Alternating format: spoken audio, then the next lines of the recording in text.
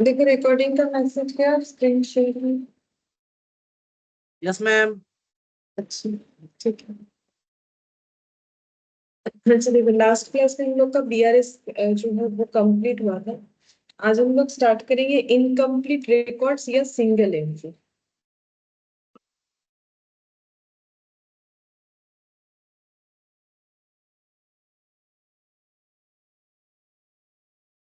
Incomplete records और single entry, ठीक है। इनकम्प्लीट रिकॉर्ड्स और सिंगल एंट्री, अच्छा ये क्या होता है देखो। नॉर्मली जो है अकाउंट्स में डबल एंट्री फॉलो होता है, ठीक है। बट ऐसे भी कुछ लोग हैं जो कि डबल, बहुत ज्यादा ऐसे लोग हैं कि जो डबल एंट्री फॉलो नहीं कर पाते, ठीक है। जैसे अभी तुम लोग अपने आसपास में कोई भी दुकान देखोगे तो कहीं पर भी जो है single sorry double entry follow कम ही होता होगा, ठीक है। मेनली कंपनी हो गया, पार्टनरशिप हो गया, जो सब रजिस्टर्ड बिजनेस है ना। रजिस्टर्ड ये लोग भी है, ऐसा नहीं कि रजिस्टर्ड नहीं है, टैक्स फाइल वगैरह करते होंगे। लेकिन अगर उतना ज्यादा प्रॉफिट नहीं है तो टैक्स फाइल भी नहीं करते होंगे, ठीक है। तो सिंगल एंट्री का मतलब हो गया ओनली बुक कीपिंग जैसा, ठीक है। जब हम लोग डेबिट क्रेडिट वगैरह फॉलो नहीं कर पा रहे हैं, ठीक है। क्यों होता है, या तो मेरा बिजनेस ऑर्गेनाइजेशन इतना छोटा है कि मुझे अकाउंट्स का नॉलेज नहीं है, और कोई अकाउंटेंट रखे ये मेरे लिए पॉसिबल नहीं है, ठीक है। वो मेरे लिए कॉस्टली हो जाएगा। तो हम क्या करते हैं, सिंपल जो है किसी से सामान खरीदा उसका एंट्री कर लेते, जिसको बेचा उसका एंट्री कर देते, किसको कितना पैसा देना है। तो इसको बोलते हैं सिंगल एंट्री।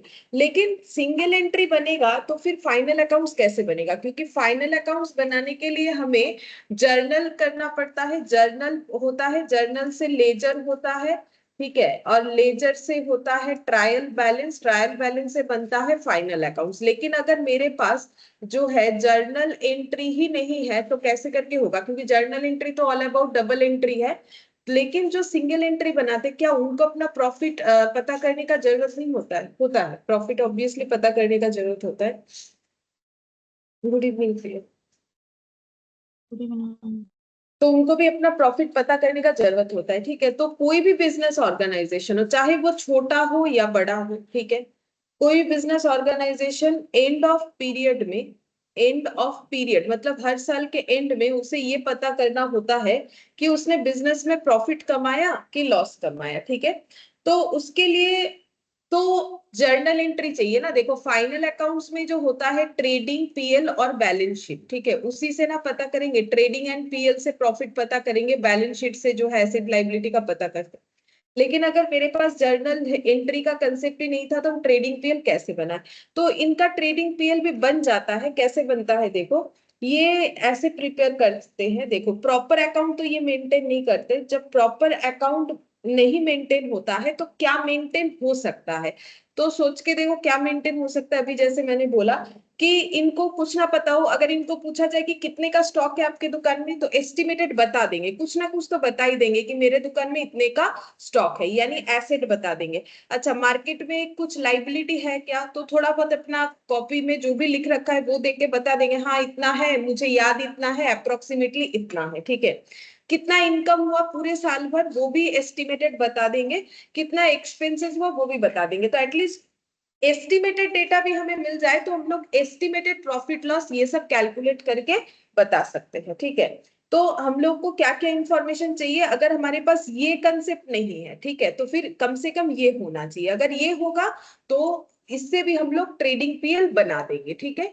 तो यही हमें सीखना है कि इस तरीके का डेटा हमारे पास अवेलेबल होगा, हम लोग कैसे ट्रेडिंग पीएल बनाएंगे। तो इसमें दो मेथड होता है, कब क्या इंफॉर्मेशन रहने से कौन सा मेथड यूज होता है। जैसे कि देखो अगर हमारे पास इंफॉर्मेशन है, मान लो इंफॉर्मेशन है एसेट और लाइबिलिटी का, मतलब जिनका हम लोग अकाउंट्स बनाना चाहते हैं। बोलो। हम्म एसेट एंड लाइबिलिटी है तो फिर क्या बनेगा, statement of affairs. Affairs method, ठीक है। इसमें क्या बनाना होता है, बेसिकली ये एक बैलेंस शीट बनता है, ठीक है। इसको एफियर्स क्यों बोलते हैं, क्योंकि बैलेंस शीट का जो डेटा है एसेट लायबिलिटी वो एस्टिमेटेड होता है ना, एग्जैक्ट तो नहीं होता है सारा डेटा, इसीलिए इसे बैलेंस शीट की जगह बोला जाता है स्टेटमेंट ऑफ एफियर्स। और अगर हमारे पास इस तरीके का कोई डेटा है लाइक इनकम एक्सपेंस, हाँ इनकम एक्सपेंस ये भी है, एसेट भी है, लाइबिलिटी भी है, अगर ये चार इंफॉर्मेशन है मतलब थोड़ा बहुत ज्यादा रखा है इन्होंने इंफॉर्मेशन, तो ये फाइनल अकाउंट्स मेथड से सॉल्व कर लेंगे, ठीक है। क्योंकि फाइनल अकाउंट्स का डेटा है, फाइनल अकाउंट्स बना लेंगे। तो फाइनल अकाउंट्स मेथड में हम लोग क्या बना लेंगे, ट्रेडिंग पीएल और balance sheet, trading and PL और बैलेंस शीट भी बन जाएगा।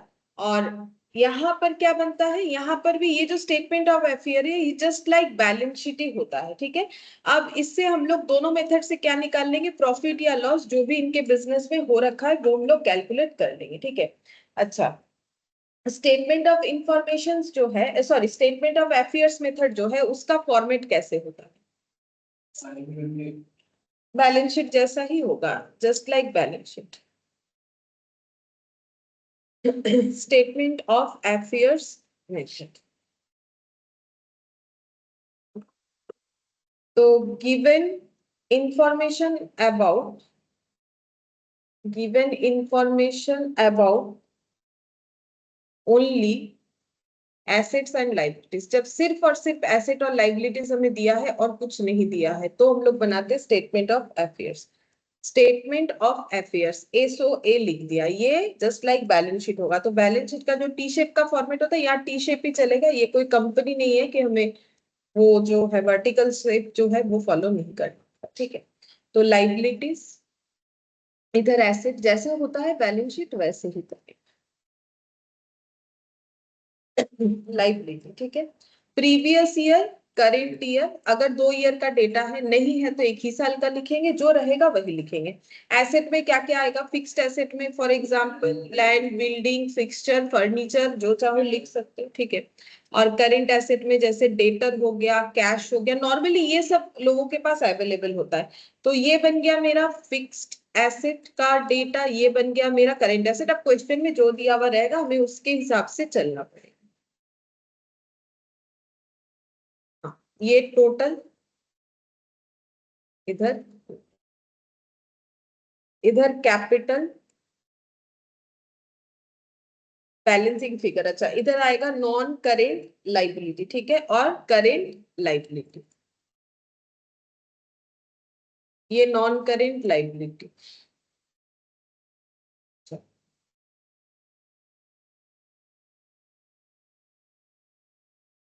ये सब इंफॉर्मेशन रहेगा हम लोग के पास, ये सबको टोटल करके इस टोटल के साथ इसको जब बैलेंस करेंगे तो एज ए बैलेंसिंग फिगर हम लोग को मिलेगा कैपिटल, ठीक है। As a balancing figure capital मिले, जैसे कैपिटल मिला, अब कैपिटल का या तो स्टेटमेंट या तो एक अकाउंट बना के हम लोग ये फाइंड आउट कर सकते हैं कितना प्रॉफिट है, क्योंकि कैपिटल में ही प्रॉफिट एडेड होता है। तो जो प्रीवियस कैपिटल है उसे बाई बैलेंस बीडी बोल के ब्रॉट डाउन करेंगे, मतलब जो ओल्ड वाला है, मतलब जिसको बोलेंगे जो पुराना कैपिटल है, और जो नया है उसे हम लोग लिखेंगे टू बैलेंस सीडी, जो कि हमें ये स्टेटमेंट ऑफ अफेयर्स में मिल जाएगा। ये जो ब्लू ब्लू कलर से टिक किया है, प्रीवियस ईयर वाला इधर, करेंट ईयर वाला इधर। और अगर कोई capital introduction in the mean time पूरे ईयर में बिजनेस में हुआ है तो कैपिटल इंट्रोडक्शन का एंट्री कैश टू कैपिटल, तो यहाँ पे लिखेंगे by cash additional capital introduce, ठीक है, एडिशनल कैपिटल इंट्रोड्यूस। अच्छा, उसके बाद अगर हम लोगों ने कोई पैसा ड्रॉ किया है बिजनेस में तो कैपिटल टू कैश हो जाएगा, मतलब ड्रॉइंग्स बोल के, ये भी हो सकता है, ठीक है। अच्छा, अब इसके बाद हमें देखना पड़ेगा बैलेंस, जब हम लोग करेंगे तो हमें दिखेगा या तो बैलेंस हम लोग का बाई साइड में आ रहा है या तो टू साइड में आ रहा है, या तो बैलेंस बाई साइड में आएगा या तो टू साइड में आएगा। तो बाई साइड में आएगा तो प्रॉफिट, ठीक है, क्योंकि प्रॉफिट ऐड होता है तो एंट्री क्या होगा, profit to capital, profit add होने से कैपिटल बढ़ जाएगा, ठीक है। और इधर आ जाएगा टू पीएल, लॉस, अगर लॉस हुआ तो इधर आएगा, वो तो क्वेश्चन जैसा देगा डेटा हम लोग कैलकुलेट करके देखेंगे कि क्या आंसर आ रहा है, ठीक है। फिलहाल तो बस इतना ही हमें समझना है। देखते हैं क्वेश्चन क्या है, देखो बोल रहा है कि Raju does not maintain proper records of his business, however he provides the following information. Opening capital, closing capital दोनों है इनके पास।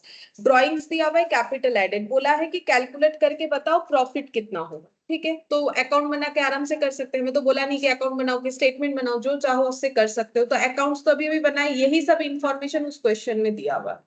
तो इलास्ट्रेशन 1, ठीक है।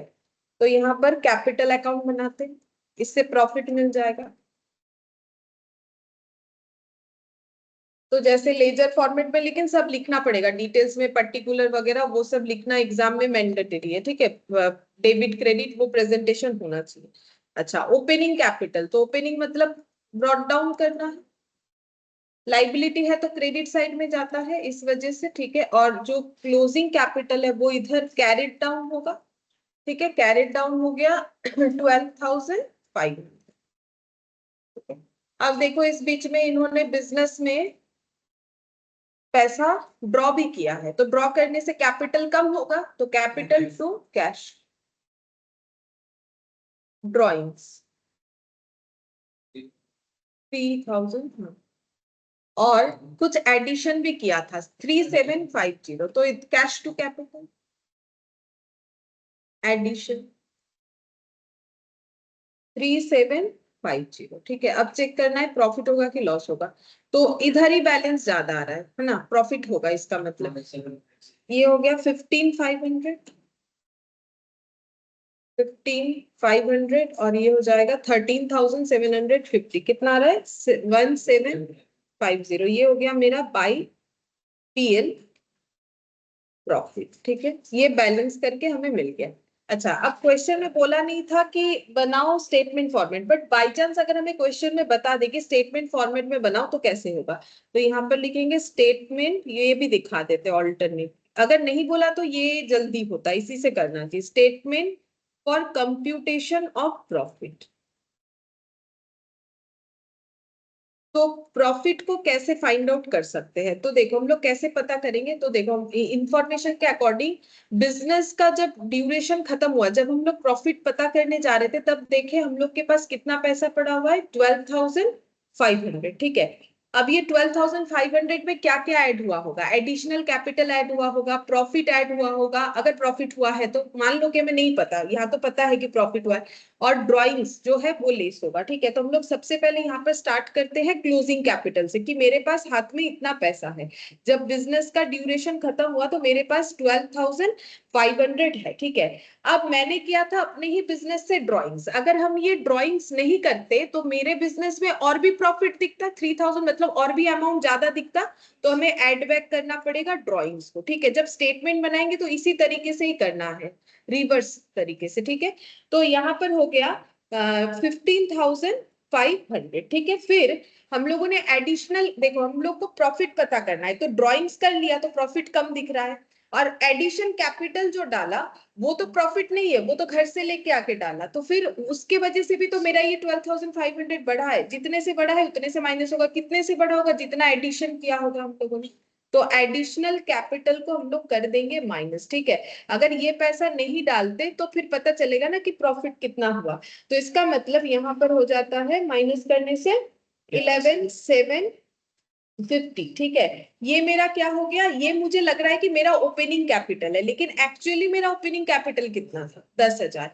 तो यहाँ पर लेस कर देंगे ओपनिंग कैपिटल 10,000, तो इससे मुझे पता चल जाएगा कि मेरा प्रॉफिट कितना था, 1,7, ओपनिंग कैपिटल मेरा इतना हुआ था। ठीक है, तो यहाँ पर हम लोग निकालते हैं कि पूरे कंडीशन के हिसाब से ओपनिंग कैपिटल कितना था, लेकिन वो अगर एक्चुअल ओपनिंग कैपिटल से डिफर कर रहा है तो क्यों कर रहा होगा? प्रॉफिट की वजह से। बाकी सब तो हम लोगों ने एडजस्ट कर दिया कि भाई ड्रॉइंग्स नहीं होता तो ये 12,500 की जगह 15,500 होता, अगर कैपिटल एडिशन नहीं होता तो 11,750 होता, लेकिन है तो 10,000, इसका मतलब बाकी अमाउंट का प्रॉफिट ऐड।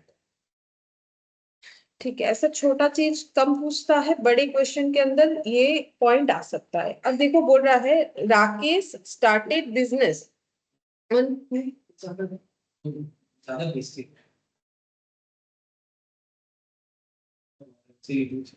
सबका तो हो गया, सबका हो गया इसलिए हर्ष तो है नहीं, नहीं तो वो आता है, बाकी लोग का जिनका हो गया है वो अब नहीं कर रहे इसे। हर्ष का भी हो गया और कुछ तो करते नहीं है तो। Rakesh started his business on 1st April 2021. He invested a capital of rupees 1 lakh. अच्छा, तो इन्होंने 1 लाख रुपए से बिजनेस स्टार्ट किया on 31st March 2022. He has the following information available as per single entry system maintained by him. लेकिन ये single entry follow करते हैं। Cash balance 3200, inventory. अच्छा, इन्होंने जब काउंट किया, मतलब देख के बताते ना, डेटा तो कुछ नहीं है, कैश काउंट करके बोला कि इतना है। स्टॉक को फिजिकली जाके गोडाउन में वेरीफाई करके बताया, अच्छा इतने का स्टॉक है। Receivable from Ajay against credit sale, मतलब अजय इनका कोई कस्टमर है, इनसे इनको इतना मिलेगा, मतलब ये रिसीवेबल हो गया, मतलब करेंट एसेट हो गया, डेटर हो गया। मशीन इनके पास एसेट, फिक्स्ड एसेट इतने का है। Payable to Vinod towards credit purchase, मतलब क्रेडिटर बता रहा है कि मेरा क्रेडिटर है 12,000। और देखो बोल रहा है लोन लिया है बैंक से 10,000, ड्रॉ किया है 24,000। बोल रहा है you are required to calculate the profit और loss earned by Rakesh for the year ended 31st March। तो हमें कौन सा मेथड फॉलो करना चाहिए? स्टेटमेंट ऑफ अफेयर्स, क्योंकि हमारे पास क्या डेटा है, सारा एसेट और लाइबिलिटीज का है। तो एसेट लाइबिलिटीज को अगर हम लोग स्टेटमेंट ऑफ अफेयर्स फॉर्मेट में लिखेंगे तो बैलेंस करके हमें कैपिटल मिलेगा, ठीक है। और ये कैपिटल, ये दोनों को कंपेयर करेंगे तो पता चल जाएगा कितना प्रॉफिट है। तो इंफॉर्मेशन से समझना पड़ेगा कि कौन सा मेथड हम लोगों को यूज करना, ठीक है। अच्छा, तो सबसे पहले बनाएंगे यहाँ पर statement of affairs.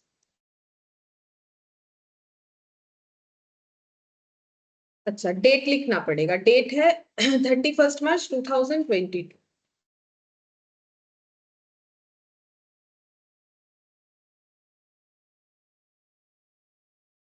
Liability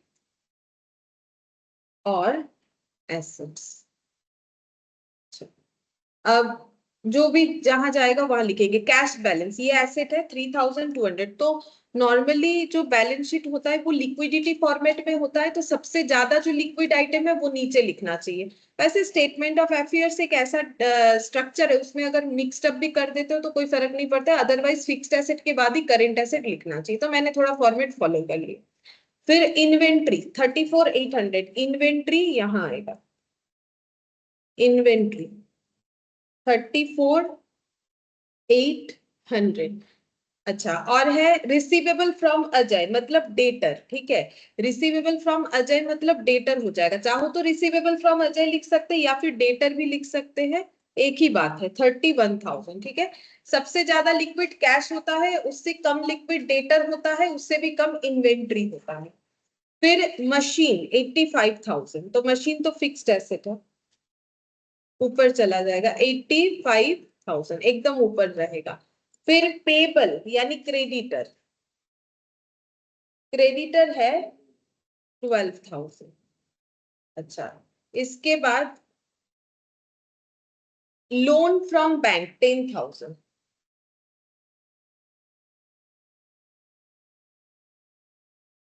loan from bank 10,000, ठीक है, ये भी लाइबिलिटी। ड्राइंग्स हुआ है 24,000। हम लोग यहाँ पर ड्राइंग्स का इम्पैक्ट नहीं देंगे, ठीक है। यहाँ पर हम लोग सिंपल इसको कैलकुलेट करके बैलेंस करके कैपिटल निकालेंगे, क्योंकि मैंने जब स्ट्रक्चर लिखवाया मैंने बोला जस्ट बैलेंस कर दो जो डेटा अवेलेबल है और इसको यहाँ पर लिखेंगे।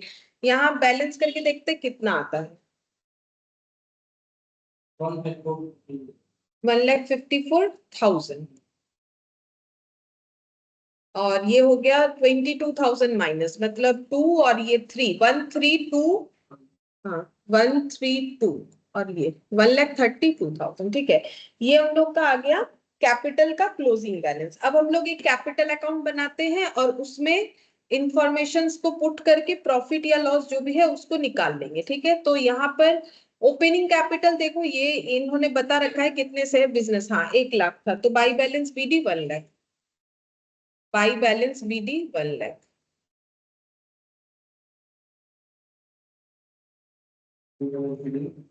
और टू बैलेंस सीडी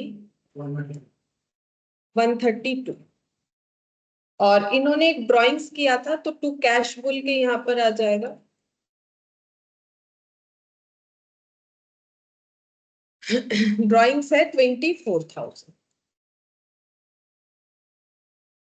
तो प्रॉफिट ही होगा क्योंकि इधर का टोटल ज्यादा आ रहा है 132 और 24 मतलब 651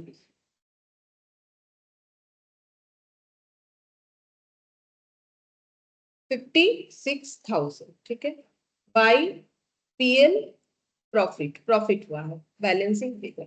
तो यहाँ एडजस्टमेंट नहीं दिखाना है, यहाँ भी दिखा सकते हो, यहाँ दिखाने से भी आएगा लेकिन किसी एक तरीके से करना चाहिए अदरवाइज प्रॉब्लम हो जाएगा। जैसे यहाँ दिखाने से क्या दिखाना पड़ता अगर हम लोग दिखाते, लेकिन वो नहीं करना है, यहाँ पर दिखाना पड़ता ड्रॉइंग्स बैलेंसिंग फिगर करने के पहले कितना दिखाते हम लोग 24,000 फिर ऐसे बैलेंस करना पड़ता। मतलब मेरे यहाँ पर कितना वैल्यू लगाने से यहाँ पर क्या वैल्यू आए ताकि ये टोटल करके 1,54,000 मतलब देखो जब हम लोग 1,54,000 से इसको बैलेंस करते तो हमारे पास कितना आता पता है, देखो 1,54,000 हम ये बोल रहे हैं 1,54,000 से अगर हम लोग 22,000 लेस करते तो हमारे पास कितना आता 1,32,000 आता ठीक है। अच्छा अब 1,32,000 में अगर मेरा 24,000 ड्रॉइंग्स है ये कैपिटल हो रहा है, 1,42,000 में अगर 24,000 ड्रॉइंग्स है ये तो मेरा क्लोजिंग आ जाता, तब हम लोग इस तरीके से नहीं निकाल सकते थे, इसमें प्रॉफिट भी दिखाना पड़ेगा तो 1,32,000 तो नहीं दिखा पाएंगे, ऐसे तो पॉसिबल नहीं होगा। लेकिन इसमें भी होता है, भूल गए हैं, इसमें क्या इसमें भी लिखने से हो जाता है। 24,000 ड्रॉइंग्स करेंगे तो कैपिटल मेरा कम होगा, 132 से 24 लेस करने से कितना आता है देखते कैलकुलेटर में। 1,32,000 से 24,000 लेस करने से आता है 1,08,000। अच्छा लेकिन ये सेम इस तरीके से ही हो जाएगा। यहाँ ओपनिंग भी लिखना पड़ेगा। अच्छा हाँ तब करने से हो जाएगा कि ओपनिंग अगर मेरा इतना है तो ये मेरा क्लोजिंग आया, तो बेसिकली ये जो कैलकुलेशन है ना मतलब यहाँ पर 1,00,000 जाएगा, मतलब इसमें 24,000 और ऐड होगा 1,00,000 लेस होगा, मतलब जो स्टेटमेंट बन रहा है वो यहाँ पर छोटा सा बन जाएगा, जो स्टेटमेंट मेथड हम लोगों ने देखा ना वो यहाँ पर छोटा सा बन जाएगा, ये क्लोजिंग कैपिटल। फिर उसमें ऐड कर दोगे ड्रॉइंग्स, ये देखो 1,32,000 में 24 ऐड कर दोगे, फिर उसमें लेस कर दोगे ओपनिंग कैपिटल जो कि 1,00,000 है, तो ऑटोमेटिकली यहाँ पर बैलेंस करके प्रॉफिट हम लोगों का दिखेगा। तो यहाँ पर फिर ओपनिंग भी लिखना पड़ेगा, इसलिए वो हम नहीं करते क्योंकि ओपनिंग क्लोजिंग दोनों को यहाँ लिख के छोटा सा स्टेटमेंट जो यहाँ बना था वो बनना चाहिए प्रॉपरली, तब जाके हो जाए। छोड़ो जरूरत नहीं, हम लोग यहाँ पर सिंपल ये निकालेंगे फिर इसका अकाउंट बना के करेंगे तो गलत नहीं होगा, अदरवाइज यहाँ भी कर सकते हैं लेकिन यहाँ लिखना पड़ेगा पहले ओपनिंग कैपिटल, फिर उसमें एड प्रॉफिट या लॉस, मतलब ऐसे स्ट्रक्चर बना के रखना पड़ेगा, ओपनिंग कैपिटल 1,00,000 ठीक है, फिर लेस कर देंगे ड्रॉइंग्स जो हमें पता था 24,000 ठीक है, फिर इसमें ऐड हो जाएगा प्रॉफिट या लॉस जो भी होगा वो तो हमें देखना पड़ेगा कितना होगा, और यहाँ पर क्लोजिंग कैपिटल, तो क्लोजिंग कैपिटल तो हमें पता है ये सब एडजस्ट करके आएगा 1,32,000, तो यहाँ बैलेंस करने से फिर आ जाएगा, इस तरीके से करना। लेकिन वो उतना हैजर्ड्स वहां पर नहीं करके इससे बेटर है कि हम लोग इसका अकाउंट बना के ही करें। अब देखो इलास्ट्रेशन 3 थोड़ा सा बड़ा है ये क्वेश्चन, यहाँ पर दिया है एसेट एंड लाइबिलिटीज का डेटा दिया हुआ है, building furniture inventory Sunny debtor cash at bank, लेकिन एक प्रीवियस ईयर का डेटा पूरा पूरा अवेलेबल है, करेंट ईयर का 2 डेटा मिसिंग है, जैसे कि बिल्डिंग में क्वेश्चन मार्क दिख रहा है, फर्नीचर पे क्वेश्चन मार्क दिख रहा है। अच्छा फिर यहाँ कैश इन हैंड ये सब लाइबिलिटीज, अच्छा बोला क्या है decide to depreciate building by 2.5% per annum and furniture 10% per annum. One life insurance policy of the proprietor was matured during the period and the amount 40,000 is retained in the business. तो इन्होंने पहले ना कभी depreciation charge नहीं किया था, उतना maintain तो नहीं करते, अब बोल रहे करेंगे कि हम लोग बिल्डिंग पे इतना और फर्नीचर पे इतना डेप्रिशिएशन करेंगे ठीक है। फिर बोल रहे इनका एक लाइफ इंश्योरेंस पॉलिसी था प्रोप्राइटर का, मतलब पर्सनल इंश्योरेंस होता है ये ठीक है, ये बिजनेस का नहीं है, लाइफ इंश्योरेंस पॉलिसी है, ये मैच्योर हो गया और इससे कितना पैसा मिला 40,000, अब ये पैसा ये बोल रहे कि बिजनेस में डाल देंगे, मतलब ये क्या हो जाएगा कैपिटल इंट्रोडक्शन, क्योंकि 40,000 वो चाहे तो घर भी लेके जा सकते थे, बोल रहे कि नहीं घर नहीं लेके जाना है, LIC का जो पैसा आएगा ना वो बिजनेस में लगा देंगे, मतलब कैपिटल इंट्रोडक्शन हो गया। Proprietor took 2,000 per month for meeting family expenses, तो ये ड्रॉइंग्स हो गया, प्रोप्राइटर जो है हर मंथ 2,000 रुपए करके लेके जाता है अपना पर्सनल खर्चा पे करने के लिए। हमें स्टेटमेंट ऑफ अफेयर्स बनाने बोला है 31 मार्च 2001 और 31 मार्च 2002 का, ठीक है। तो एक ही जगह पे हम लोग दो बना लेंगे, बस 2 ईयर दे देंगे तब हो जाएगा। इलस्ट्रेशन 3 ऐसे करके प्रेजेंटेशन करना पड़ता है, ठीक है। ये देखो मिस्टर एक्स ऐसे लिखना पड़ता है, स्टेटमेंट ऑफ अफेयर्स। जब एग्जाम में करना है तो इस तरीके से करना है, as on 31st of March 2022 and 31st of एक 21 है, पहला 21 लिखेंगे और उसके बाद 22। यहाँ पर दो कॉलम में दो डेट लिख देंगे तो हम लोग का एक ही जगह पे दो चीज बन जाएगा। यहाँ पर 31 मार्च 21 प्रीवियस ईयर, जैसा कॉलम हम लोगों ने स्ट्रक्चर वहां पर इन जनरल करके देखा था कैसे होता है, 31 मार्च 2021 और 31 मार्च 2022। एसेट्स लाइबिलिटी, अब एक एक करके लिखेंगे देख देख के यहाँ से। हाँ चलो कैश लिख लेते, इधर दिख रहा है तो कैश इन हैंड, थोड़ा नीचे के साइड लिखेंगे एकदम एंड की तरफ, कैश इन हैंड 1200 3200, ये पहला वाला 1200 और ये 3200। अच्छा कैश इन हैंड, और इसके बाद है लाइबिलिटीज में लोन सन्ड्री क्रेडिटर, तो यहाँ लिखते हैं लोन और यहाँ लिखेंगे सन्ड्री क्रेडिटर। अच्छा लोन कितना है, 1 लाख और 80,000, 1 लाख और 80,000। सन्ड्री क्रेडिटर 4070, 4070, ठीक है। अच्छा अब आगे का डेटा देखते हैं। कैश एट बैंक 7085, मतलब यहाँ आएगा कैश एट बैंक 70 और 85। अच्छा सन्ड्री डेटर 4090, सन्ड्री डेटर 4090। इसके आगे इन्वेंट्री 120 270, इन्वेंट्री 1,20,000 और 2,70,000। अच्छा इसके बाद था फर्नीचर 50,000 और एक ब्लैंक है। हाँ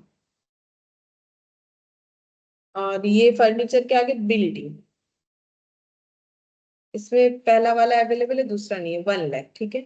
अच्छा ये वैल्यू कितना होगा उसके लिए हम लोग बना लेते वर्किंग नोट, बिल्डिंग और फर्नीचर का वर्किंग नोट नंबर 2, ये लिख दिया। अच्छा ये जगह बचा लेते, इतना जगह में हो जाए। वर्किंग नोट 1, ठीक है। बिल्डिंग का वैल्यू कितना हो जाएगा, बिल्डिंग में इन्होंने बोला अब से डेप्रिसिएशन चार्ज कर देंगे, तो 1 लाख माइनस 1 लाख इंटू 2.5%, तो ये हो जाएगा 97,500, ठीक है। ये आ जाएगा 97,500। और फर्नीचर का वर्किंग नोट नंबर 2, फर्नीचर का 50,000 माइनस 50,000 पे 10%, यानी 5,000, यानी कि 45,000, ये इधर आ जाएगा। अब सब टोटल करके कैपिटल निकालेंगे तो कैपिटल आ जाएगा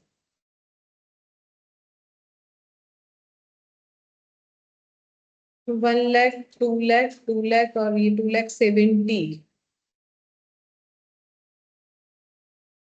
4,40,000, 4,40,000 मतलब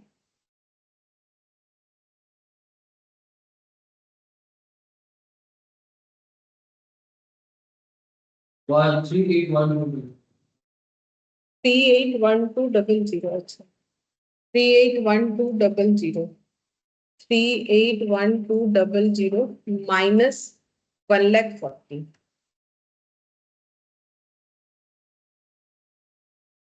2,41,200। अच्छा इधर वाला 97,500 नहीं, 5,90,700 है। 45,000, 2,70,000, 90, 85, 3200, 590, 700, हाँ 5,90,700, 5,90,700 माइनस 70 और 80 मतलब 1.5 लाख, 1,50,000, 44700। अभी कंप्लीट नहीं हुआ, हम लोग को बोला था प्रॉफिट बताने के लिए, नहीं स्टेटमेंट ऑफ अफेयर्स बना के और कुछ नहीं बोला था, prepare statement of affairs, profit बताने नहीं बोला था। ठीक है चलो, फिर भी अगर प्रॉफिट बताने के लिए बोले तो कैसे निकालेंगे? अकाउंट बनाओ। हाँ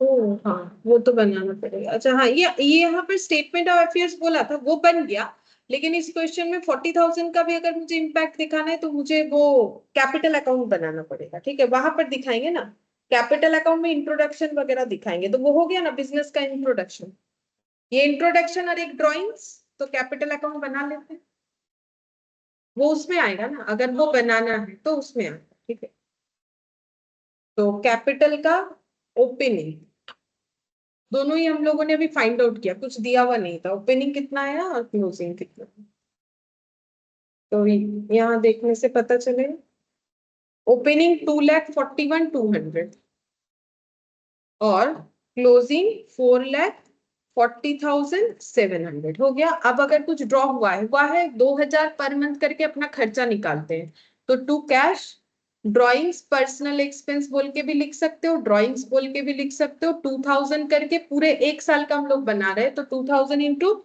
12 कितना हो जाएगा? 24,000।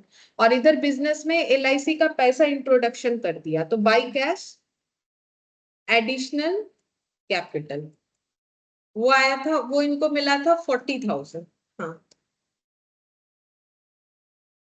तो प्रॉफिट ही आएगा ये ज्यादा, 4,64,700, 4,64,700।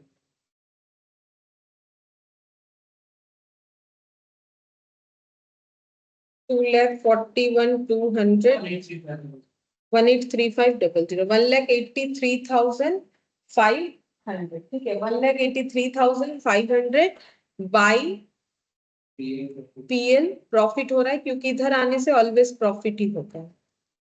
हो गया, बोला नहीं था, बट क्वेश्चन अगर देगा इस तरीके का तो ऑब्वियसली उसमें प्रॉफिट निकालने बोलेगा। ठीक है, यहाँ वो बात एडिशन नहीं किया हुआ। Illustration 4, find out the profit of mister x for the year ended 31st March 2002। ठीक है, देखो इसमें क्या बोला है,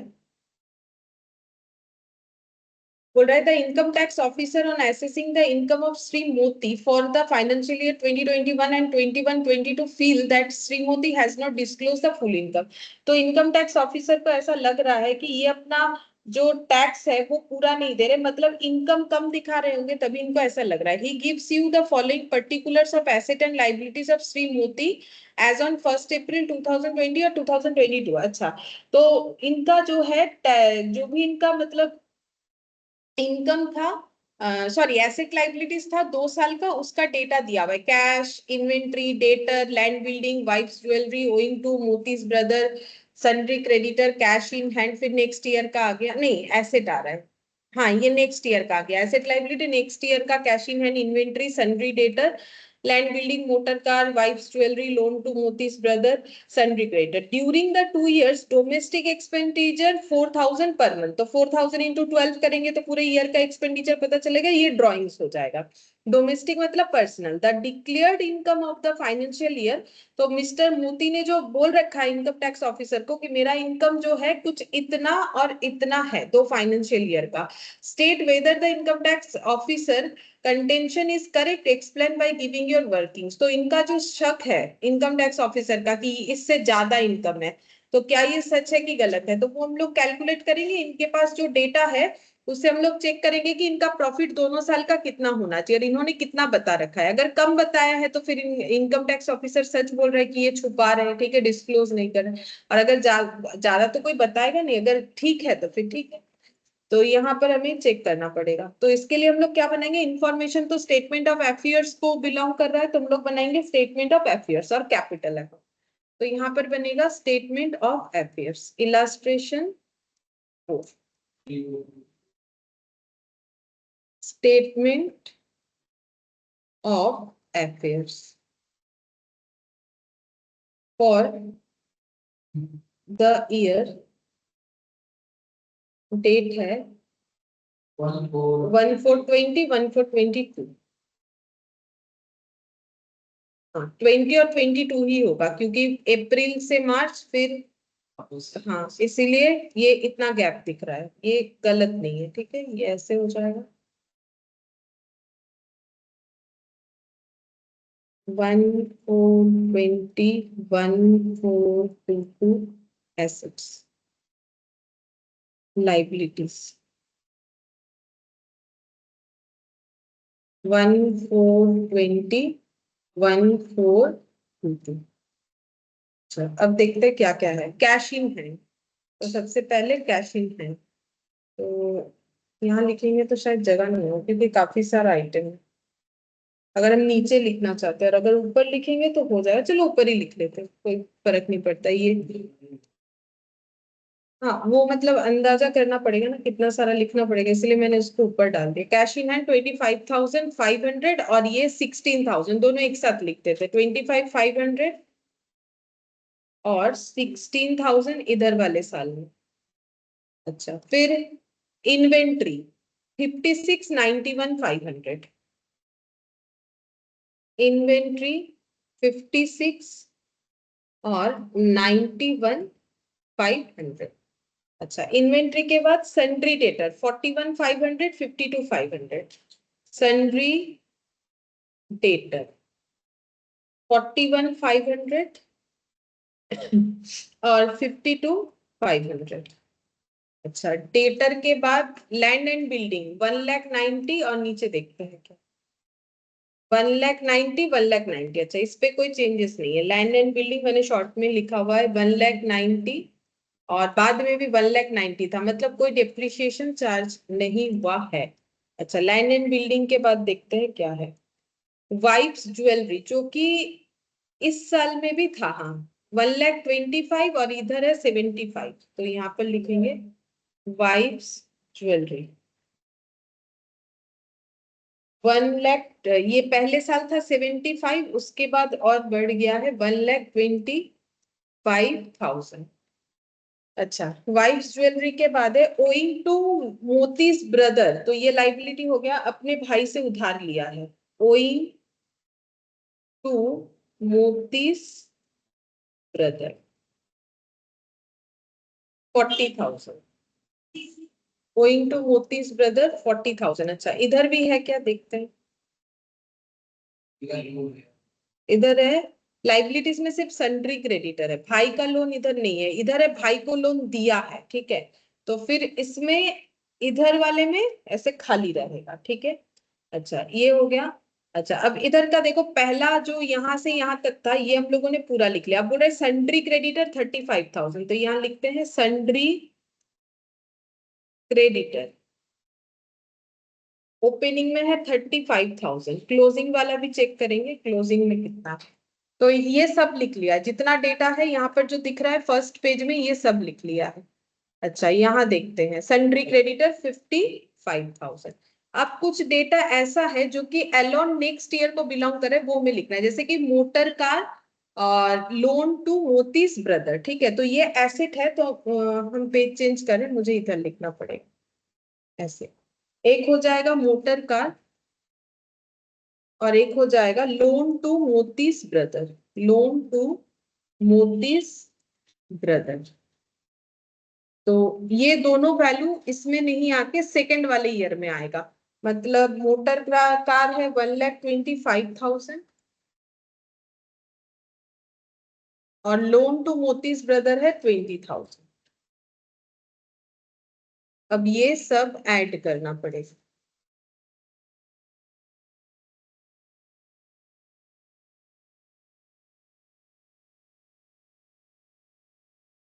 $25,500 पहला वाला, 3,88,000 पहला वाला, 3,88,000 माइनस कर देंगे 75,000 तो पता चल जाएगा कैपिटल कितना है।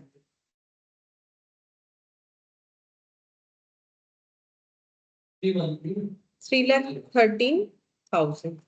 अच्छा, अब इधर का एडिशन 16,91,500 6,20,000 6,20 और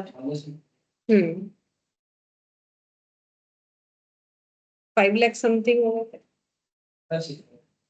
5,65,000। ये बन गया इनके इंफॉर्मेशन के हिसाब से इनका क्लोजिंग कैपिटल कितना होना चाहिए। अब इससे हम लोग ये फाइंड आउट कर लेंगे, ओपनिंग क्लोजिंग दोनों मिल गया तो इन्होंने कितना प्रॉफिट कमाया होगा। तो opening capital by balance BD जो कि 3,13,000 है, और क्लोजिंग अभी अभी निकाला हम लोगों ने 5,65,000। अच्छा, इन्होंने ड्रॉ किया है पर्सनल खर्चा बिजनेस से हर मंथ 4,000 करके ऐसे बोला था। ये देखो 4,000 पर मंथ 2 साल का, ठीक है। 4,000 इंटू 24 कितना हो जाएगा 96। 24 इंटू 4 96,000। अब देखते हैं प्रॉफिट या लॉस कितना है।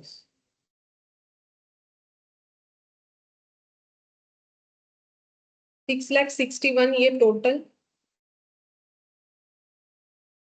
माइनस 3,30,000 3,48,000, ठीक है। अच्छा, ये इनका 2 साल का प्रॉफिट हो गया। अब इन्होंने कितना डिस्क्लोज किया है आईटी ऑफिसर को, वो है दिया हुआ है क्वेश्चन में 1,05,000 और हो गया 1,23,000।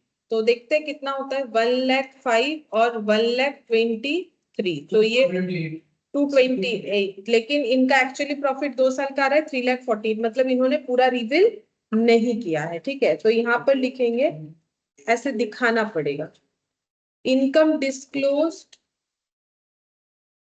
बाय मिस्टर मोती, income earned in 2021 1,05,000, income earned in 21-22 1,23,000, तो टोटल हो जाएगा 2,28,000। तो छुपा हुआ जो अनडिस्क्लोज्ड है, या फिर जिसे हम लोग लिख सकते हैं सप्रेस्ड इनकम,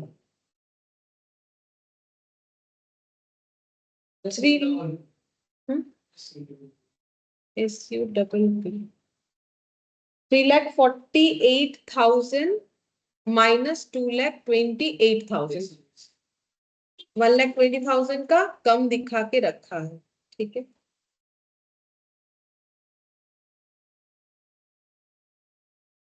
तो इसका मतलब जो आईटी ऑफिसर का सोचना था वो सही था। The IT officers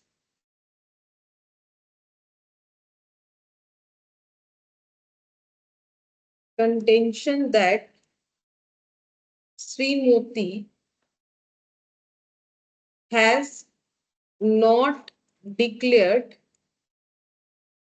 his true income is correct। उन्होंने अपना सही इनकम नहीं बताया, जो आईटी ऑफिसर का सोचना था वो सही है, ठीक है। ट्रू इनकम 1,20,000 है, his true income is in excess of 1,20,000 rupees, 1,20,000, ठीक है।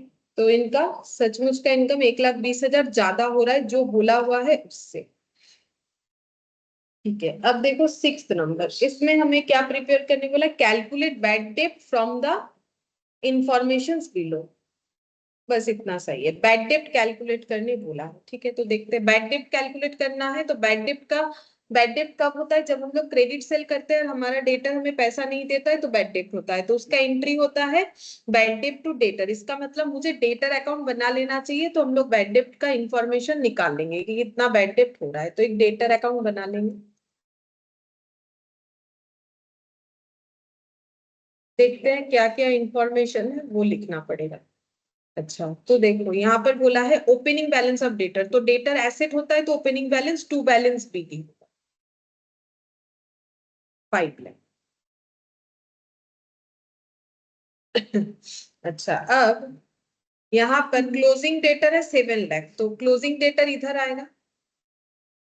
अगर किसी चीज का ब्रॉट डाउन इधर होता है तो उसका क्लोजिंग हमेशा ऑपोजिट साइड में ही जाता है, और ये एसेट है तभी तो जाके इधर नेक्स्ट ईयर में टू बैलेंस बीटी होगा।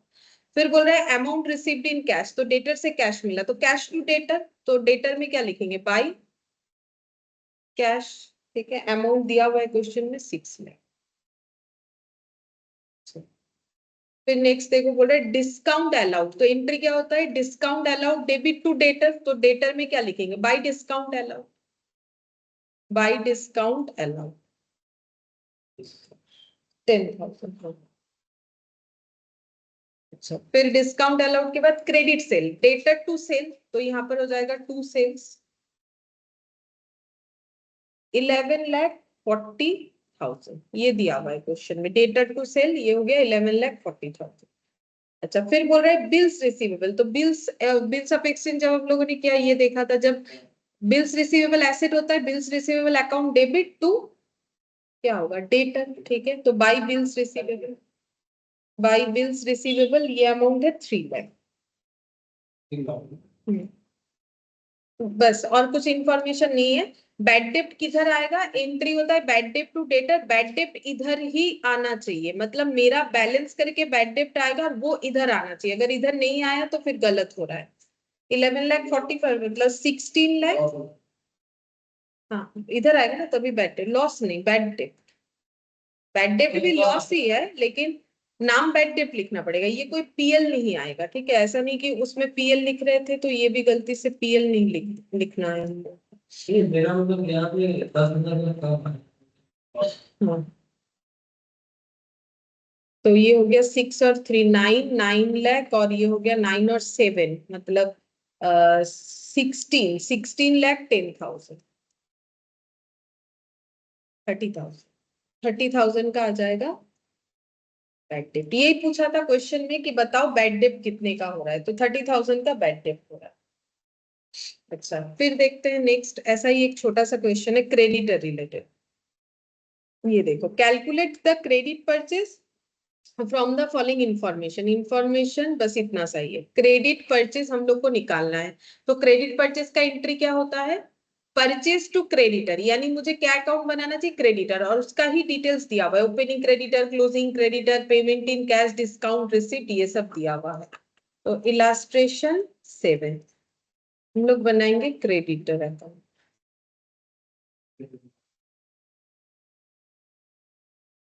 इसका brought down always by side जाएगा, लाइबिलिटी होता है, और इधर आ जाएगा टू बैलेंस 4 लाख। अच्छा अच्छा ये 5 लाख, क्लोजिंग है 5 लाख। अच्छा और क्या इंफॉर्मेशन है, बोल रहा है कि पेमेंट मेड इन कैश, तो क्रेडिटर टू कैश होगा, तो बाई क्रेडिटर मतलब टू कैश लिखना पड़ेगा पोस्टिंग में, टू कैश 8,50,000, टू कैश 8,50,000। अच्छा फिर बोल रहा है डिस्काउंट रिसिप्ट, तो एंट्री क्या होता है, डिस्काउंट रिसिप्ट गेन है तो टू डिस्काउंट रिसिप्ट, क्रेडिटर से मिला तो क्रेडिटर टू डिस्काउंट रिसिप्ट, तो टू डिस्काउंट रिसिप्ट 20,000।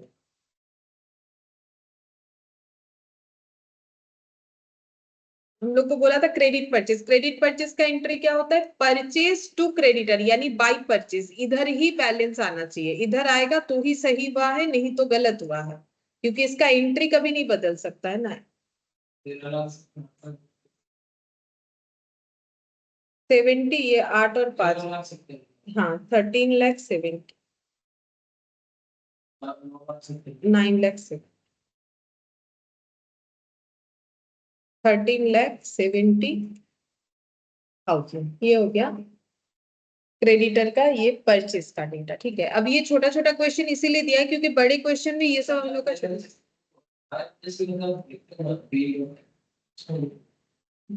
कौन सा बैलेंसिंग फिगर, बैलेंस करके आया, बैलेंसिंग फिगर मतलब ये गिवन नहीं था क्वेश्चन में, हम लोगों ने लेजर से निकाला, उसको बोलते बैलेंसिंग।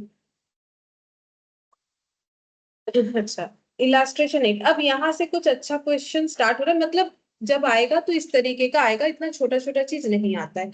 तो यहाँ पर बोला है किसी ने अपना बुक्स जो है, A Adam ji keeps his books on single entry basis, single entry basis पे रखते हैं, डबल एंट्री फॉलो नहीं करते हैं इन्होंने।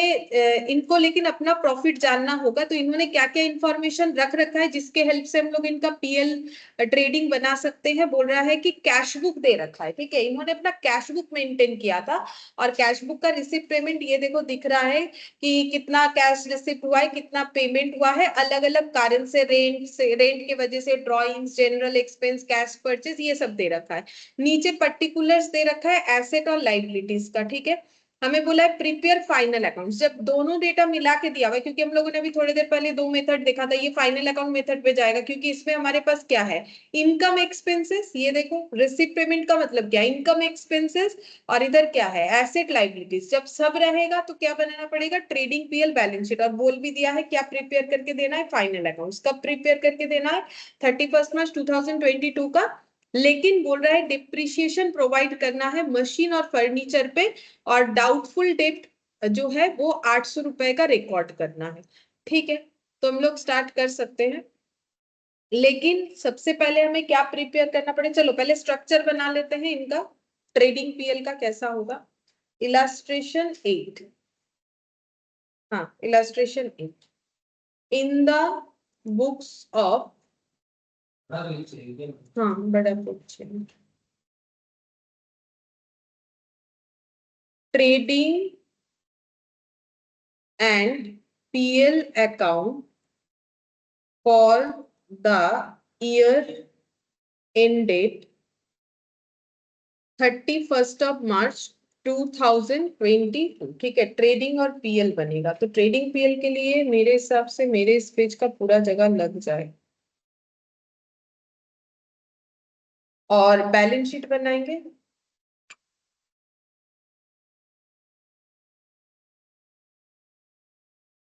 Balance sheet, balance sheet as on, कब का बनेगा देखो, ये हमेशा 31 मार्च 2022 का बोला है, तो उसी का बनेगा।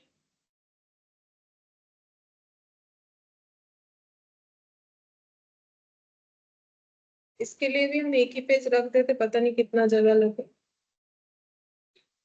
लाइबिलिटी और ये हो गया एसेट्स।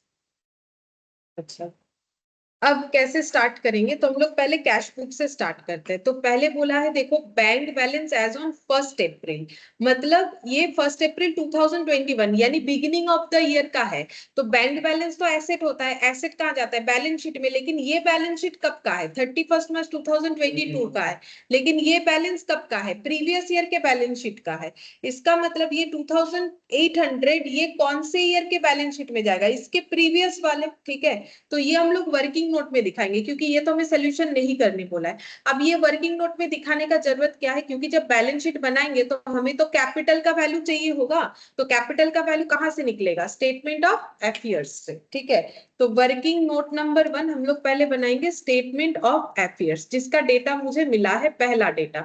तो पहला डेटा है मेरे पास बैंक बैलेंस 2800, बैंक बैलेंस 2800, ये लिख लिया मैंने एसेट, और इधर लाइफ। अच्छा, एसेट और लाइबिलिटी बैंक बैलेंस लिख लिया। अच्छा, अब नेक्स्ट देखते हैं क्या दिया हुआ इंफॉर्मेशन। अब दिया हुआ है रिसीप्ट फ्रॉम सन्ड्री डेटर 48,000, तो एक डेटर अकाउंट।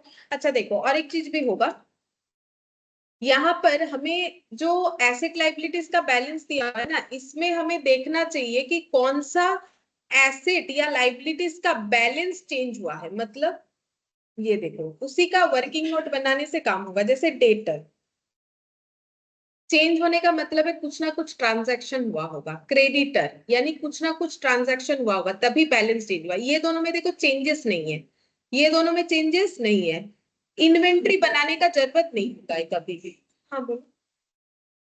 इन्वेस्टमेंट में इसमें भी अकाउंट नहीं बनाना पड़ेगा। मतलब कितना सारा वर्किंग नोट बना है ये तो दिमाग में चलता है ना। हाँ, कितना बनेगा? 2 बनेगा इसमें, ठीक है। और अगर सभी में चेंजेस होता तो बनाना पड़ता है। इन्वेंट्री कभी बनाने का जरूरत नहीं होता है। तो हम लोग सन्ड्री डेटर का एक अकाउंट जरूर बनाएंगे, ठीक है। तो चलो डेटर का अकाउंट बनाते हैं। वैसे भी यहाँ इंफॉर्मेशन डेटर रिलेटेड था, तो वर्किंग नोट नंबर 2 बना डेटर। तो यहाँ पर हम छोटा सा ऐसे बना लेते हैं सन्ड्री डेटर, तो इसी पेज में होगा तो मुझे करने में आसानी है। टू बैलेंस बीटी, देखते हैं कितना है। 14,500 और ये 17,600। 14,500 और 17,600। 17,600, ठीक है। अब देखो यहाँ पर बोला था रिसीव फ्रॉम डेटर 48,000, डेटर से रिसीव हुआ है तो कैश टू डेटर, तो बाई कैश। डेटर से पैसा रिसीव हुआ है 48,000, ये लिख दिया, ठीक है। अच्छा, अब नेक्स्ट इंफॉर्मेशन था देखो कैश सेल 11,000, तो कैश सेल कहाँ लिखेंगे? ट्रेडिंग में सेल लिखा जाता है। कैश क्रेडिट सब ट्रेडिंग में लिखा जाता है, ठीक है। तो ट्रेडिंग अकाउंट का जो डिटेल्स होता है उसमें सेल्स इधर लिखना होता है, बाई सेल्स। यहाँ पर हम लोग कैश सेल भी लिखते हैं, क्रेडिट सेल भी लिखते हैं। तो कैश सेल कितना है? 11,000। क्वेश्चन हमें दे दिया था। अगर कोई क्रेडिट सेल होगा तो क्रेडिट सेल जरूर होगा, क्योंकि डेटर है तो क्रेडिट सेल तो बनेगा ही। क्रेडिट सेल लिखने के बाद ऐड करके टोटल सेल आउटर कॉलम में लिख सकते हैं, ठीक है। अच्छा, अब देखो बोल रहा है capital brought during the year. Capital जो है लाया गया है 6,000, तो ये कहां पर लिखना पड़ेगा? ये हम लोग ड्यूरिंग द ईयर मतलब यहाँ आएंगे, ठीक है। ये जो बैलेंस शीट बना रहे हैं हम लोग यहाँ पर लिख देंगे, ठीक है। ये यहाँ पर ऐड करेंगे एडिशनल कैपिटल, ठीक है। एडिशनल कैपिटल हो जाएगा 6,000, क्योंकि एंट्री क्या होता है? कैश टू कैपिटल, ठीक है। तो इसको यहाँ प्रेजेंटेशन कर देंगे एडिशनल कैपिटल बोल के 6,000। हाँ, लाइबिलिटी, कैपिटल लाइबिलिटी है इसी में। अच्छा, फिर बोल रहा है इंटरेस्ट ऑन इन्वेस्टमेंट। हम लोगों को इन्वेस्टमेंट में इंटरेस्ट रिसीव हुआ है, ठीक है। कितने का इंटरेस्ट रिसीव हुआ है? 200 का, ठीक है। तो इसको कहाँ लिखेंगे?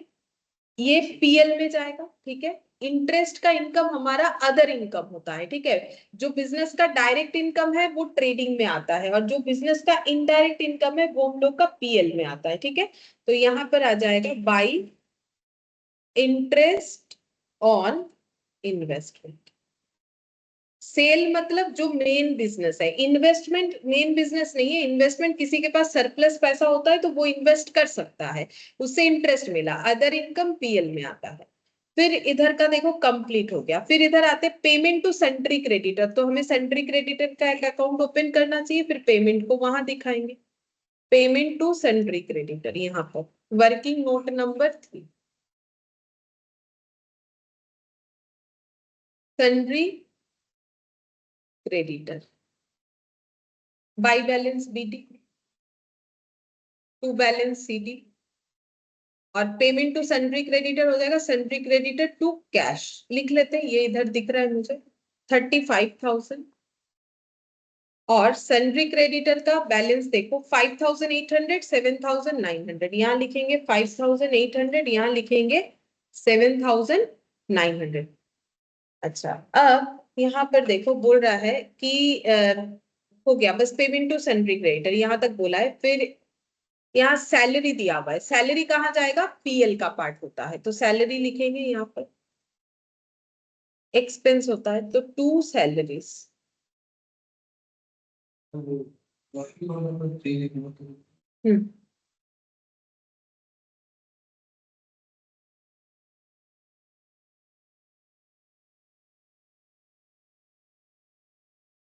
सैलरी हो गया। अच्छा, इसके बाद देखो बोल रहे जनरल एक्सपेंस, ठीक है।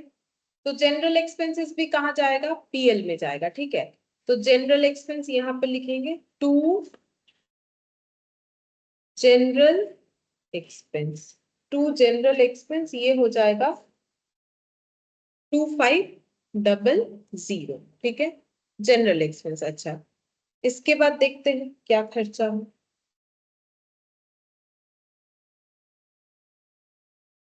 जनरल एक्सपेंसेस के बाद है रेंट एंड टैक्सेस, लिखो टू रेंट एंड टैक्सेस 1500। ये सब पेमेंट हो चुका है तभी तो कैश बुक में आया है। अभी हम लोग इसको क्लोज कर रहे हैं। कहाँ क्लोज करेंगे, जो पीएल में क्लोज होता है उसे पीएल में करेंगे, जो ट्रेडिंग में क्लोज होता है वो ट्रेडिंग में करेंगे। ये सारे खर्चे पीएल का होता है। फिर ड्रॉइंग्स, ड्रॉइंग्स कहाँ जाता है, वो तो कैपिटल में, कैपिटल से लेस होता है, ठीक है। तो यहाँ जो बैलेंस शीट बनाया है वहां पर लिखेंगे, ये देखो इसके नीचे लिख दो लेस ड्रॉइंग्स, ठीक है। तो ड्रॉइंग्स हम लोग का कितना था, 3600, ये ड्रॉइंग सी, ठीक है। अच्छा, कैश परचेज, तो कैश परचेज जो है वो परचेज में जाएगा। ये देखो ट्रेडिंग में जो परचेज लिखोगे, कहाँ लिखोगे, टू परचेज, ठीक है। जैसे सेल्स लिखा तो टू परचेज, परचेज का भी दो तरीके का होगा, कैश होगा, क्रेडिट होगा, ठीक है। कैश परचेज क्वेश्चन में गिवन है 12,000, तो ये मैंने लिख दिया 12,000, ठीक है। क्रेडिट परचेज कैलकुलेट कर लेंगे जो वर्किंग नोट बना हुआ है उससे। बैलेंस एट बैंक ऑन 31 मार्च 2022 और कैश इन हैंड, मतलब ये जो बैलेंस शीट बना रहे हैं हम लोग, balance sheet not statement of affairs, उसके डेट के साथ मैच कर रहा है।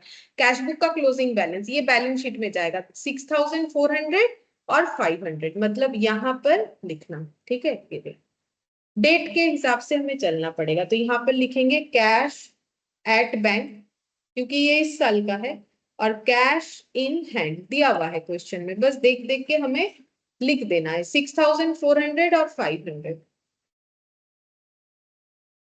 6,400 और 500 हो गया।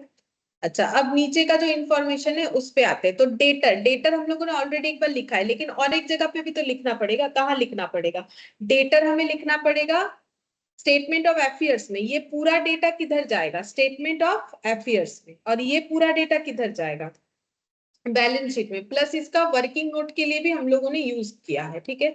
तो अब यहाँ पर सन्ड्री डेटर लिखेंगे 14,500, यहाँ थोड़ा जगह बचा के लिखो। सन्ड्री डेटर यहाँ पर हो जाएगा, ये वाला आएगा 17,600, ठीक है। 17,600 ये इनर कॉलम में लिखो, क्योंकि नीचे क्वेश्चन में बोला था ना कि बैड डेट प्रोवाइड करना है, इसीलिए मैंने इधर लिखा है, ठीक है। तो वो पॉइंट आएगा तो लिख लेंगे। अच्छा, अब यहाँ पर देखो, यहाँ हमें लिखना है सन्ड्री डेटा, यहाँ भी लिखेंगे स्टेटमेंट ऑफ अफेयर्स में। उसमें कौन सा डेटा लिखेंगे, ये इधर वाला प्रीवियस ईयर 14,500। अच्छा, इसके बाद देखो क्या दिया है, क्रेडिटर, क्रेडिटर 5,800 इधर लिखो, जो इस साल वाला है 5,800। स्टेटमेंट ऑफ अफेयर्स में कौन सा जाएगा, जो प्रीवियस ईयर वाला है, और जो करंट ईयर वाला है वो हमारे बैलेंस शीट में जाएगा। तो बैलेंस शीट में लिखेंगे क्रेडिटर, कितना होगा, यहां से देख के लिखना है, कितना हो जाएगा 7,009, यार इधर आ जाएगा क्रेडिटर 7,900। प्रीवियस ईयर का स्टेटमेंट ऑफ अफेयर्स में जाएगा, करेंट ईयर का बैलेंस शीट बोल के आएगा, क्योंकि हमें बोला है बैलेंस शीट बनाओ। फिर मशीन 7,500, 7,500 तो यहाँ आएगा, लेकिन इसमें भी इनर कॉलम में लिखो, क्योंकि बोला है इस बार डेप्रिसिएशन प्रोवाइड करने के लिए। तो यहाँ लिखेंगे इनर कॉलम में 7,500, और इसमें स्टेटमेंट ऑफ अफेयर्स में भी लिखेंगे मशीन बोल के, ये आउटर में लिखेंगे, क्योंकि इसमें हमें डेप्रिसिएशन प्रोवाइड नहीं करने बोला है, बोला है कि करेंट ईयर में डेप्रिसिएशन प्रोवाइड करो। तो दोनों 7,500 था, एक इनर कॉलम में लिखेंगे, एक आउटर कॉलम में लिखेंगे। ये हो गया मशीन 7,500। उसके बाद देखो फर्नीचर 1,200, 1,200, तो यहाँ लिख देते हैं फर्नीचर, इसमें है 1,200 और इसमें भी होगा 1,200, लेकिन ये भी इनर कॉलम में जाएगा, थोड़ा जगह रख देते हैं, नीचे डेप्रिसिएशन लिखेंगे ना, यहाँ 1,200, ठीक है। ये भी, इस पे भी डेप्रिसिएशन चार्ज करना है, इसलिए मैंने इस डेटा को इनर कॉलम में लिख दिया है।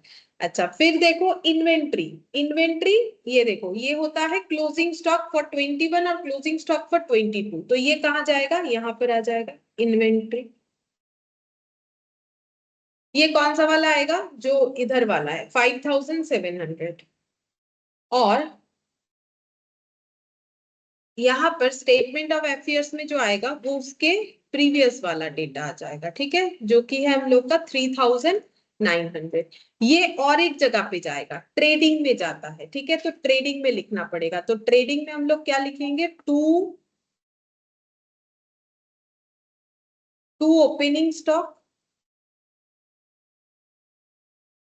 टू ओपनिंग स्टॉक, ये वाला आ जाएगा 3900, और बाई क्लोजिंग स्टॉक, ठीक है, बाई क्लोजिंग स्टॉक, ये देखो 5700। ये ट्रेडिंग में भी आता है डेटा, ओपनिंग स्टॉक, क्योंकि ट्रेडिंग में पूरा स्टॉक का कैलकुलेशन आता है।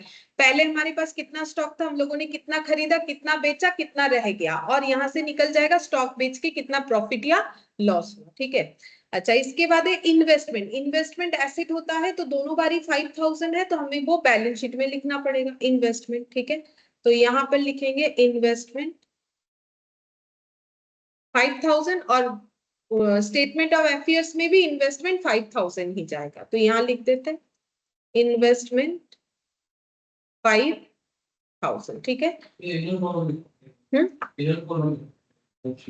पहला वाला इनर कॉलम नहीं, इनर कॉलम में इन्वेस्टमेंट जरूरत नहीं, उस पर कोई एडजस्टमेंट तो नहीं था, बाकी में था। ये देखो यहाँ पर बोल रहा है फाइनल अकाउंट्स, बोला है डेप्रिसिएशन प्रोवाइड होगा मशीन पे 10% और फर्नीचर पे भी 10%, तो डेप्रिसिएशन लगाते हैं दोनों पे 10-10%। कहाँ लगेगा, जो बैलेंस शीट बन रहा था, तो less depreciation at the rate of 10%, तो 750 माइनस करने से देखना पड़ेगा कितने, 6750, और ये भी हो जाएगा एट द रेट ऑफ 10%, मतलब 1080। अब डेप्रिसिएशन हम लोगों ने लास्ट कुछ दिन पहले किया था। डेप्रिसिएशन पहले जब प्रोवाइड होता है तो डेप्रिसिएशन टू एसेट यानी मशीन हो या फर्नीचर, उसके बाद एंट्री होता है PL to depreciation. Depreciation PL में क्लोज होता है, तो इसको क्लोज करना पड़ेगा पीएल में, ठीक है। तो पीएल में लिखना पड़ेगा टू डेप्रिसिएशन बोल के, closing entry to depreciation on machine and furniture. हम दोनों को टोटल करके लिख रहे हैं क्योंकि मेरे यहाँ पर जगह कम है, तुम लोग चाहो तो इंडिविजुअली भी लिख सकते हो। 750 प्लस 120 कितना हो जाए, हाँ नहीं 870, 750 प्लस डेप्रिसिएशन का वैल्यू ऐड करना है, 750 और 120। नहीं, डेप्रिसिएशन तो 120, 1080 तो डेप्रिशिएट होने के बाद का वैल्यू है, ये है डेप्रिसिएशन। अच्छा, ठीक है, ये ऐड होगा, ये खर्चा है ना, वो तो एसेट पे चार्ज होने के बाद का वैल्यू जो बच रहा है, ठीक है, तो ये 870 होगा, ठीक है, ये डेप्रिसिएशन। अच्छा, अब और एक चीज बोला था, देखो बोला था कि 800 हमें डाउटफुल डेट प्रोवाइड करना है डेटर के अगेंस्ट में, मतलब हमें डाउट है कि 800 शायद ना मिले, तो यहाँ पर लेस करेंगे, डेटर को कम करेंगे, इसको लिखना पड़ता है doubtful debt, provision for doubtful debt, for doubtful debt. ये अमाउंट बोला है 800। ये क्वेश्चन मुझे बता दिए, कुछ कैलकुलेट करने का जरूरत नहीं। अब मुझे अगर लग रहा है कि मेरा डेटर इतना नहीं देगा, इससे इतना कम हो जाएगा, तो कम करके देखते फिर कितना डेटर आएगा, 16800, 16800। अब इसको कहाँ दिखाना पड़ेगा, ये खर्चा कहाँ, मतलब ये जो हम लोगों ने प्रोविजन किया ये कहाँ पर जाता है, ये पीएल में जाता है, क्योंकि उसकी वजह से प्रॉफिट मेरा रिड्यूस होगा, तो यहाँ पर लिखेंगे, ऊपर लिख देते टू पीबीडीडी बोल के, to PBDD provision for bad and doubtful debt 800, ठीक है। अच्छा, अब हमें और क्या रेडी करना पड़ेगा, ये जो वर्किंग नोट बनाया था ये सबको क्लोज करना पड़ेगा, जैसे कि स्टेटमेंट ऑफ अफेयर्स, और इधर से ये डेटर और ये क्रेडिटर। तो डेटर का देखते हैं कितना आता है, कोई भी बना 48,000। स्टेटमेंट ऑफ अफेयर्स बना रहे हैं तो वो बना, ये 65,600, 65,600 माइनस 14,500, ठीक है। तो बैलेंस इधर आ रहा है, वो तो हम लोग लिख ही लेंगे कि बैलेंस इधर आ रहा है, लेकिन बैलेंस का नाम क्या होगा, तो डेटर का मेन डेटर तभी क्रिएट होता है जब पहला एंट्री डेटर टू सेल का बनता है, तो इसका मतलब क्या हो जाएगा, सेल, ठीक है। ये हमें क्वेश्चन में नहीं बताएगा कि इसमें एंट्री क्या लिखना है, हमें खुद समझना पड़ेगा। डेटर क्रिएटिव होता है, पहला एंट्री डेटर टू सेल होता है, तो बैलेंस करके जो अमाउंट आया वो क्रेडिट सेल का अमाउंट है, ठीक है। 51,100 क्रेडिट सेल का अमाउंट। अब ये अमाउंट कहाँ जाएगा, ट्रेडिंग में जो क्रेडिट सेल है वहां पर जाएगा। ये देखो यहाँ पर 51,100। अब ऐड करते हैं प्लस 11,000 62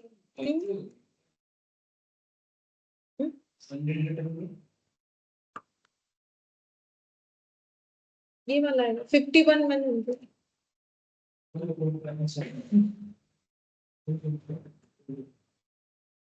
ऐड करके देखो इतना ही है।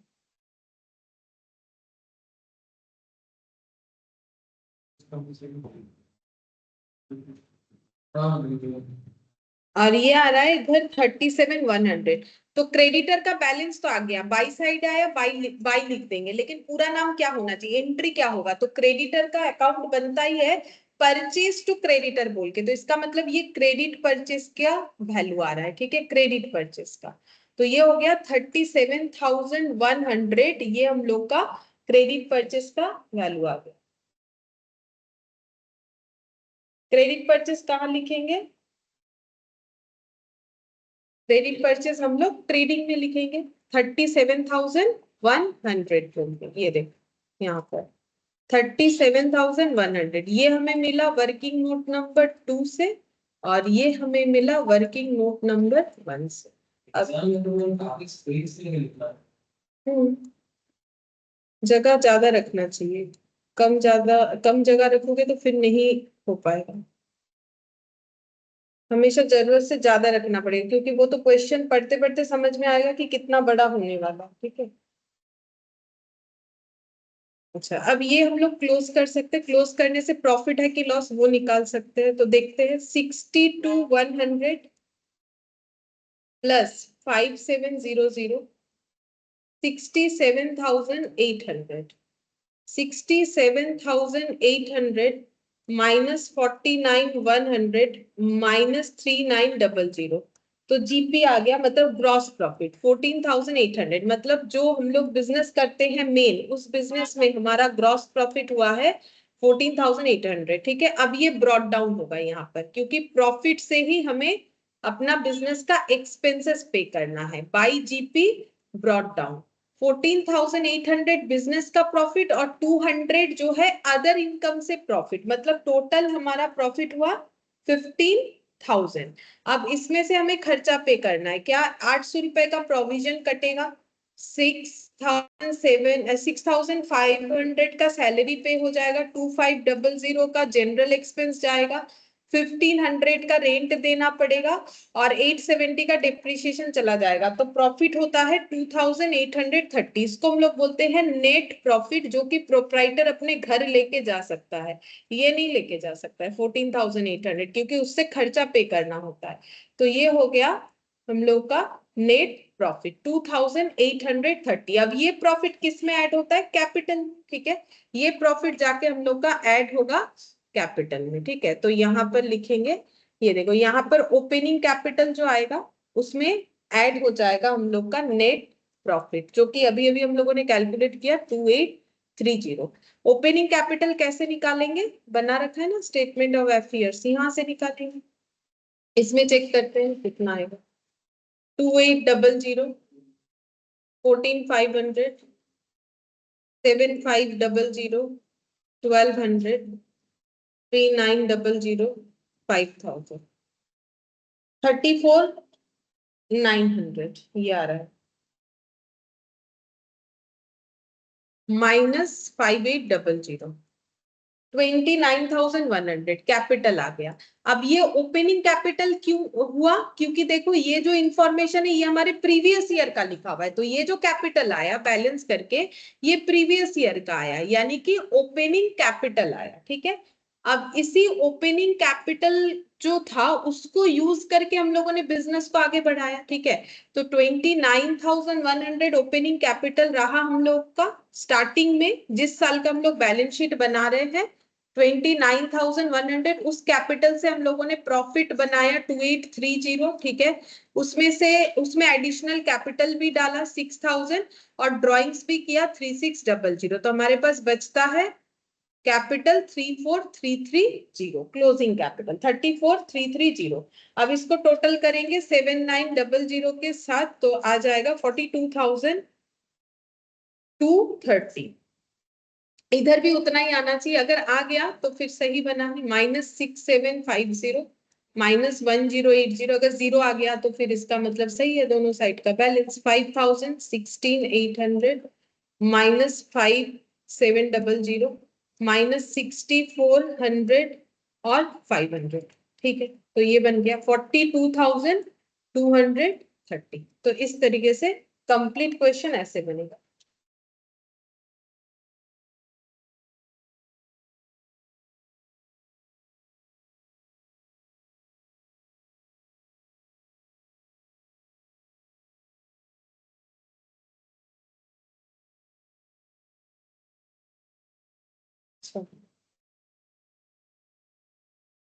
इसके बाद जो क्वेश्चन है वो काफी बड़ा है, इसमें काफी टाइम लगेगा। इलास्ट्रेशन 9 जो है तो उसको अभी नहीं करेंगे क्योंकि टाइम के हिसाब से वो सूटेबल नहीं है। पेन भी काफी बड़ा है, ये सब बड़ा बड़ा ही क्वेश्चन। ये दो, हाँ आज इतना करवाएंगे। एक छोटा क्वेश्चन है वो देखते हैं, एक लाइन का क्वेश्चन है वो करके देख सकते हो। देखो ये प्रैक्टिकल क्वेश्चन का वन, यही करेंगे बस। बोल रहा है a firm sold 20% of the goods on cash basis, cash में 20% सेल करता है एंड बैलेंस ऑन क्रेडिट, तो कितना क्रेडिट में बेचता होगा 80%। Debtors are allowed 1.5 months credit, इसका मतलब है कि अगर हम किसी को क्रेडिट सेल करते हैं तो उससे 1.5 महीने बाद पैसा लेंगे ऐसा बोल के सेल किया जाता है। And their balance as on 31 March 2021 is 1,25,000, मतलब डेटर को क्योंकि हम लोग 1.5 month क्रेडिट देते हैं तो बैलेंस शीट जब क्लोज हुआ तब दिख रहा है कि डेटर से रिसीवेबल कितना है 1,25,000। अब रिसीवेबल तो होगा ही क्योंकि डेटर अगर 1.5 महीने बाद पैसा देता है तो पूरे साल खत्म होने के बाद भी तो डेटर से रिसीवेबल रह जाएगा, क्योंकि फर्स्ट मंथ में जिसको सेल किया उसको 1.5 महीने बाद, फिर 1.5 महीने बाद, 1.5 महीने बाद, ऐसा करके अगर रिसीव होगा तो 1,25,000 बोल रहा है, बाकी दिख रहा है। Assume that the sale is uniform throughout the year, मतलब पूरे साल भर में सेल एक ही जैसा था, कुछ फ्लक्चुएशन नहीं हुआ। Calculate the credit sale and total cell of the company for the year ended 31 March 2022। ये नॉर्मल एक मैथमेटिकल कैलकुलेशन है जिसके थ्रू से हम लोग ये आंसर निकाल सकते हैं। पहले क्रेडिट सेल निकाल लो, क्रेडिट सेल निकालोगे तो ऑटोमेटिकली क्रेडिट और कैश को ऐड करोगे तो टोटल आ जाएगा, ठीक है। तो कैसे निकालेंगे वो देखना है। देखो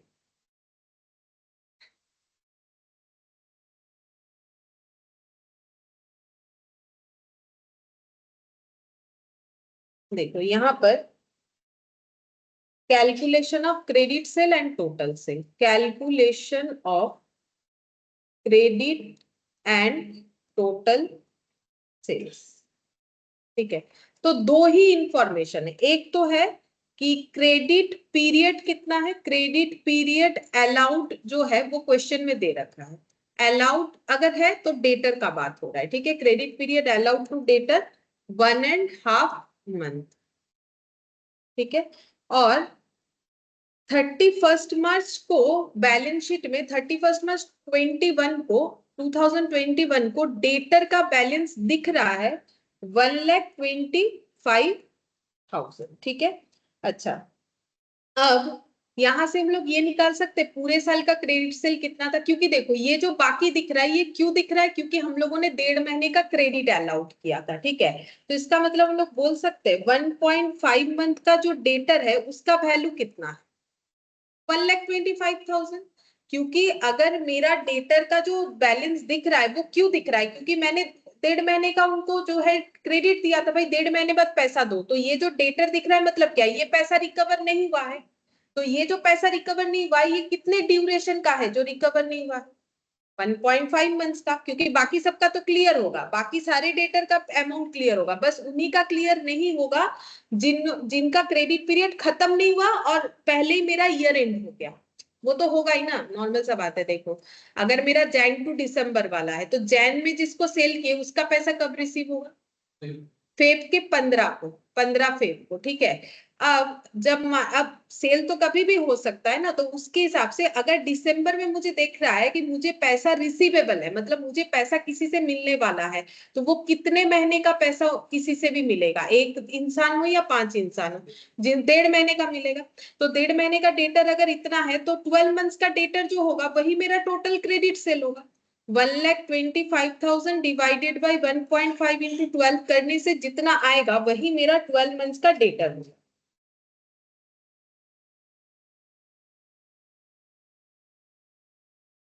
10 लाख। हाँ, वो पूरा लेके करोगे तो 10 लाख आ जाएगा। वो 9 इसीलिए आ रहा है, पहले इंटू 12 किए होगे फिर 1.5। हाँ, तो फिर 12 करने से आ जाना चाहिए। ये तो 1,25,000 डिवाइडेड बाई 1.5 इंटू 12, ये तो मेरा पूरा आ रहा है। डेटा कुछ हटाना नहीं है, जैसा रहेगा वैसा रहेगा। डेटा इरेज कर रहे हो क्या, तब वैसा हो सकता है, मतलब 1,25,000 किया फिर डिवाइडेड बाई 1.5। ये देखो मेरा भी वैसे ही आ रहा है 83333 इंटू 12। देखो अब ये मेरा पूरा दिखेगा टेबल, इसमें मैं तो डिवाइड कर नहीं सकती। हाँ, मेरा तो उतना ही आ रहा है, मेरा तो उतना ही आ रहा है।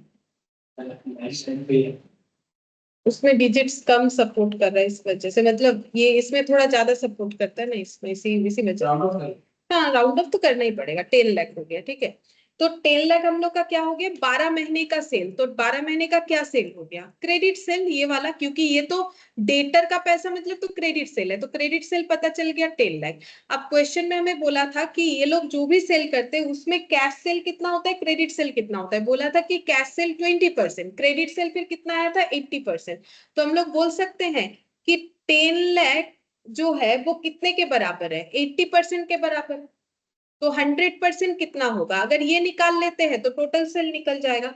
तो 10 लाख डिवाइडेड बाई 80 इंटू 100 कर लो, मतलब परसेंटेज परसेंटेज लिख सकते हो अगर लिखना चाहे तो हम लोग।